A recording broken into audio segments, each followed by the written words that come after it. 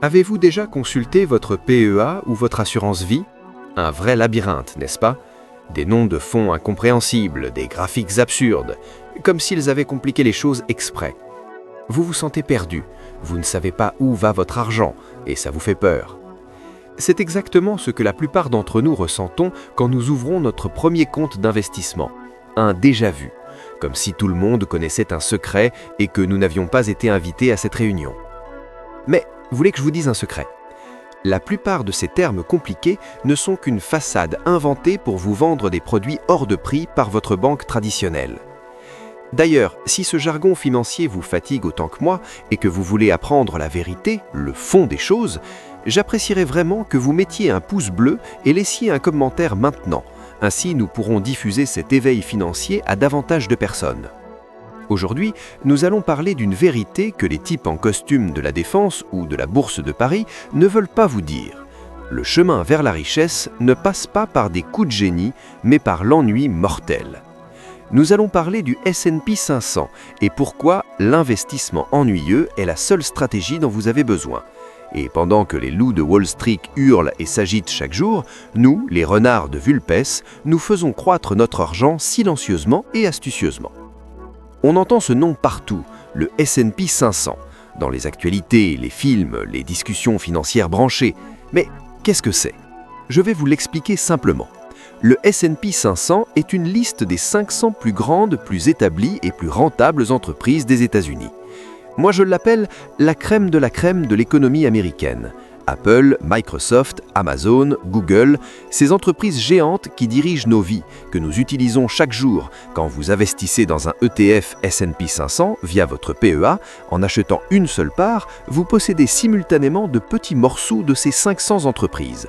Et en plus, vous bénéficiez des avantages fiscaux du PEA après 5 ans de détention. Réfléchissez.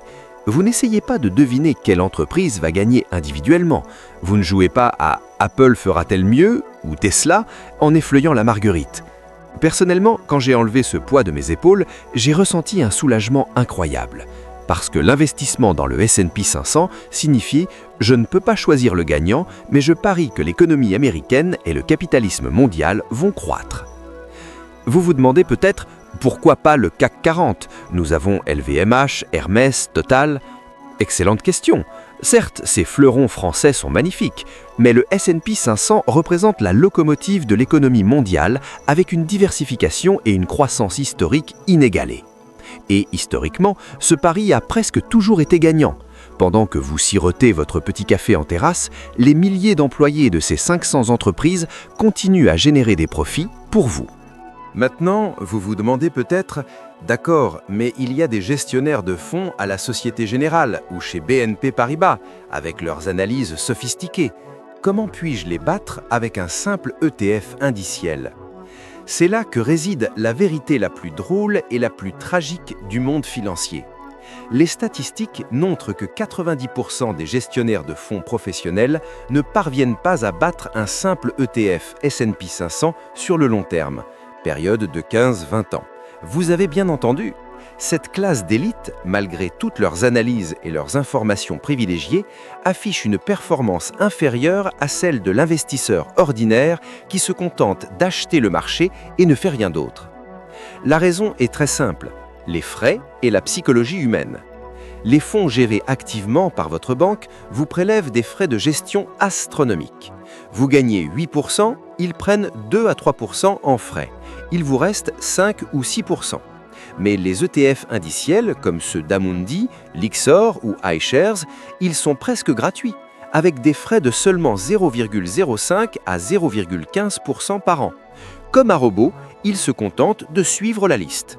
Warren Buffett, l'un des plus grands investisseurs au monde, a fait un pari célèbre à ce sujet.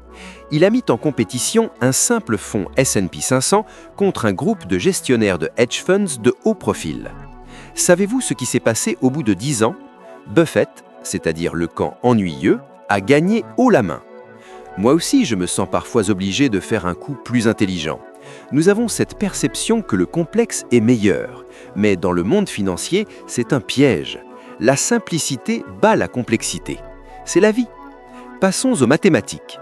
Historiquement, le S&P 500 a généré un rendement annuel moyen d'environ 10%, avant inflation.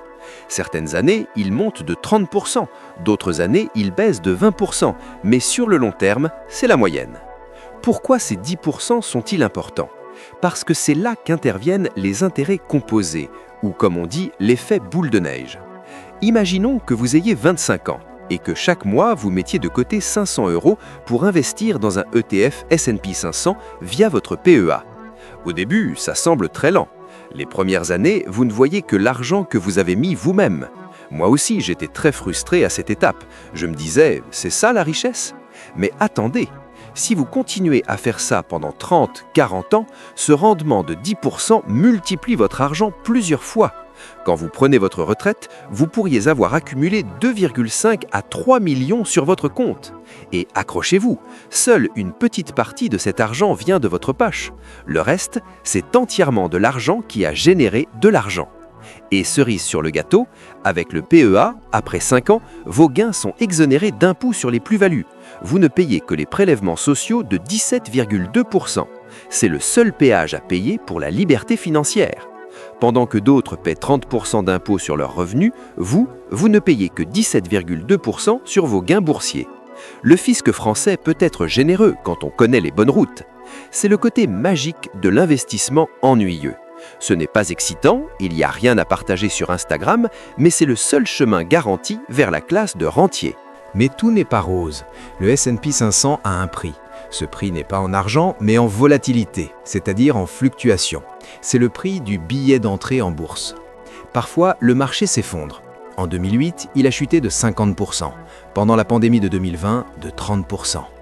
À ces moments-là, regarder votre PEA et voir la moitié de votre argent s'évaporer est écœurant. C'est là que la plupart des gens font l'erreur. Ils paniquent et vendent. Ils se disent « mieux vaut couper mes pertes maintenant », alors que la seule chose à faire est de garder son sang-froid. Quand le marché baisse, je me rappelle ceci. En ce moment, mon magasin préféré fait les soldes. Les actions sont en promotion. Avec les mêmes 500 €, je peux maintenant acheter plus de parts d'ETF. Tout au long de l'histoire, le marché s'est redressé après chaque effondrement et a atteint de nouveaux sommets. Si vous restez fidèle à ce plan ennuyeux et ne vendez pas, mieux encore, si vous continuez à acheter, votre fortune se multipliera pendant la période de reprise. En investissement, votre plus grand ennemi n'est pas le marché, c'est votre reflet dans le miroir. Ce sont vos émotions. L'intérêt d'être un investisseur ennuyeux, c'est d'éliminer les émotions de l'équation. Mettez-le sur pilote automatique et vivez votre vie. Pour résumer, le S&P 500 et l'investissement indiciel via PEA, c'est l'approche laisser-faire dans le monde financier. Vous apportez du capital aux plus grandes entreprises de l'économie mondiale et elles travaillent pour vous, produisent, vendent et font des profits. Vous ne faites que prendre votre part, avec les avantages fiscaux français en prime. Cette stratégie ne vous offrira pas une Ferrari demain. Elle ne fera pas de vous un millionnaire du jour au lendemain. Vous ne pourrez pas vous vanter auprès de vos amis en disant « j'ai acheté cette crypto, elle a été multipliée par 10 ». Mais dans 20 ans, quand ces mêmes amis chercheront encore la prochaine grande chose ou essaieront de récupérer l'argent qu'ils ont perdu, vous aurez déclaré votre indépendance financière. La richesse, ce ne sont pas des graphiques compliqués, acheter et vendre sans arrêt, ou devoir gérer le stress. La vraie richesse, c'est que votre argent croisse indépendamment de vous. Être ennuyeux est le plus grand luxe dans ce monde, car si votre investissement est ennuyeux, votre vie peut être excitante. Vous pouvez consacrer votre énergie non pas à choisir des actions, mais à vos proches, vos hobbies et vos passions. Votre moi futur vous remerciera d'avoir choisi d'être ennuyeux aujourd'hui. Souvenez-vous, un bon investissement ne doit pas être excitant comme la mousse de savon, mais ennuyeux comme de la peinture qui sèche. Restez rusés comme des renards, restez patients et restez ennuyeux. À la prochaine sur Vulpes Valeurs.